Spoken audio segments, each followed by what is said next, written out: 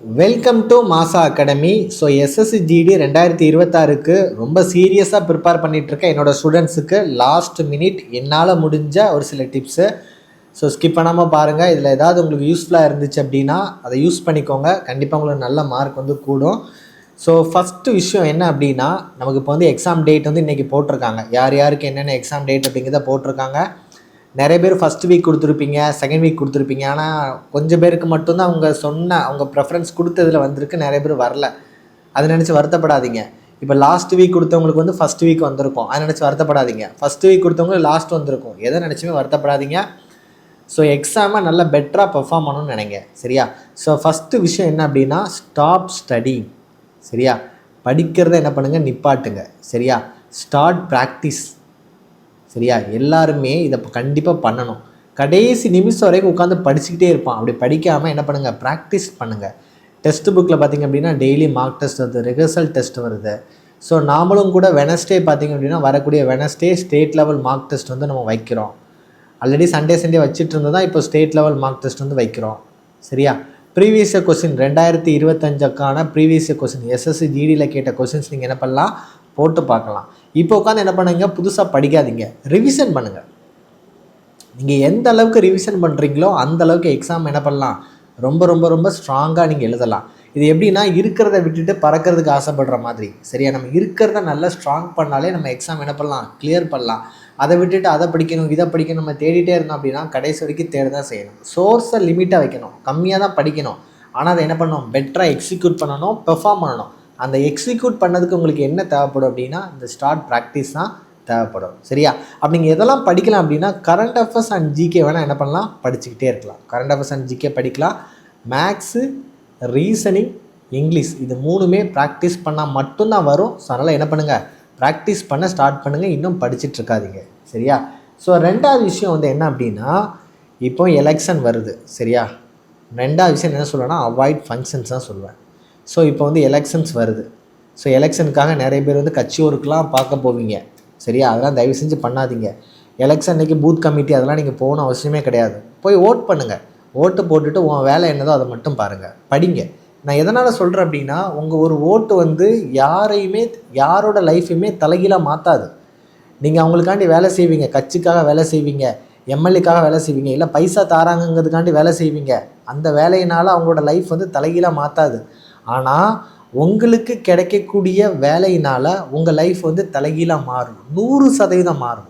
உங்களுக்கு கிடைக்கக்கூடிய அந்த வேலையினால உங்கள் லைஃப் வந்து 100% மாறும். அதனால் நம்மளோட ஒரு கடமை ஓட்டு போடுறது. அதை வந்து போய் ஒரு அரை மணி நேரமாக 1 மணி நேரமாக ஆகும், சரியா? ஓட்டு போட்டுட்டு என்ன பண்ணுங்கள், படிக்க ஆரம்பிங்க. அதுமாதிரி ஃபங்க்ஷன்ஸ், காது குத்து, கல்யாண வீடு, சடங்கு, அந்த ஃபங்க்ஷன் இந்த ஃபங்க்ஷன்ஸ் நிறைய வரும். எல்லாத்தையுமே அவாய்ட் பண்ணிடுங்க.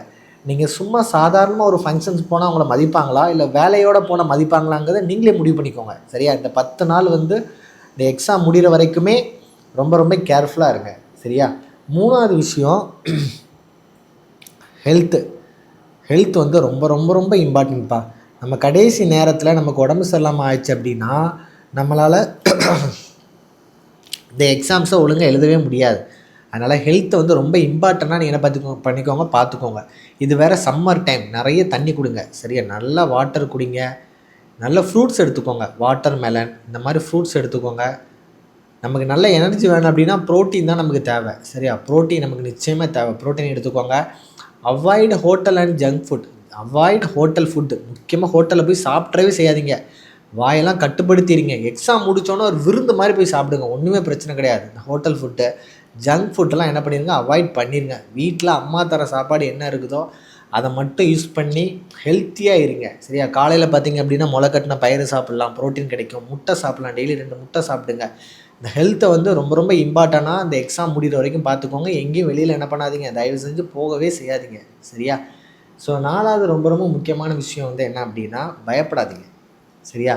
இதான் நான் வந்து என்னோடய ஸ்டூடெண்ட்ஸ் எல்லாருக்குமே சொல்கிறது, டோன்ட் பேனிக். பயப்படாதீங்க, சரியா? ஸோ எக்ஸாம்ஸில் இப்போ டெஸ்ட் புக்கில் நீங்கள் மார்க் வாங்குவீங்க, 60 மார்க் தான் வரும், இல்லை 70 மார்க் தான் வரும். கட் ஆஃப் பார்த்திங்கன்னா ஒவ்வொருத்தரும் 90 சொல்லுவான், இல்லை 76 சொல்லுவான். இது வரலேன்னு சொல்லிட்டு என்ன பண்ணாதீங்க, தயவு செஞ்சு பயப்படவே செய்யாதீங்க. கடைசி சூழ்நிலையில் கூட உங்கள் மார்க் வந்து என்ன பண்ணலாம், இன்க்ரீஸ் ஆகலாம். இன்னொன்று விஷயம் தெளிவாக புரிஞ்சுக்கோங்க, நீங்கள் டெஸ்ட் புக்கில் வாங்குகிற மார்க்கை விட ப்ளஸ் தான் ஆகுமே தவிர மைனஸ் ஆகாது. ப்ளஸ் 10லேருந்து 15 மார்க் வரைக்கும் உங்களுக்கு கூடும். அப்போ 70 மார்க் ஒரு பையன் எடுக்கிறான் அப்படின்னா அவன் 85 மார்க் எடுக்க வாய்ப்பு இருக்குது. அவனுக்கு நார்மலைசேஷன் மார்க் வரும்போது அவன் 90 ப்ளஸ் வந்து என்ன பண்ணிடுவான், அச்சீவ் பண்ணிடுவான்.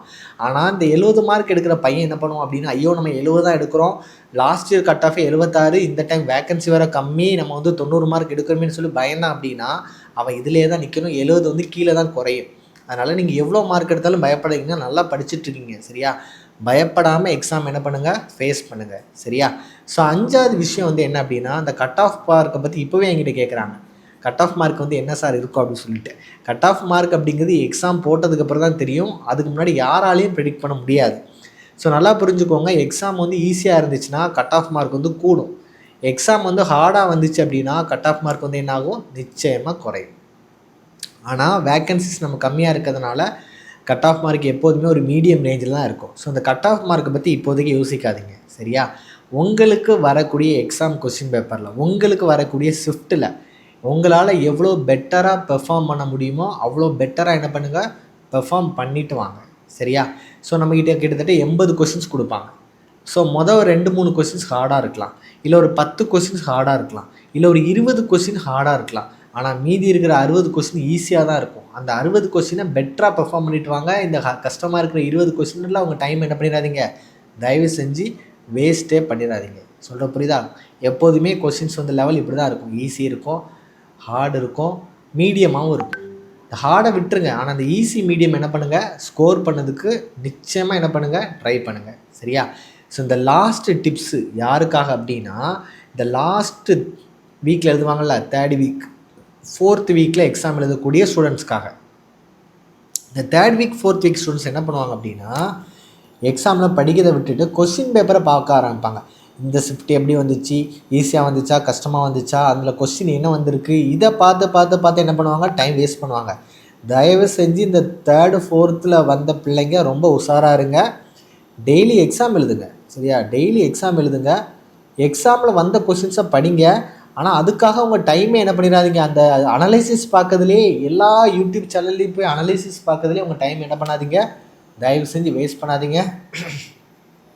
எல்லா ஸ்டூடெண்ட்ஸுமே நல்லபடியாக எக்ஸாம் எழுதுங்க. எல்லாருக்காகவுமே நான் கடவுள்கிட்ட ப்ரேயர் பண்ணிக்கிறேன். தேங்க்யூ ஸோ மச் ஃபார் வாட்சிங். ஸோ இந்த எஸ்எஸ்சி ஜிடி 2026 நிறைய ஸ்டூடெண்ட்ஸ் எனக்கு சப்போர்ட் பண்ணிங்க. எல்லாருக்குமே ஒரு ஹார்ட்ஃபுல்லான thanks. Thank you so much. So இந்த வீடியோ உங்களுக்கு பிடிச்சிருந்துச்சு அப்படின்னா கண்டிப்பாக கமெண்ட் செக்ஷனில் ஒரு ஹார்ட் சிம்பிளை தட்டி விட்டுட்டு போங்க. Thank you so much. Love you all.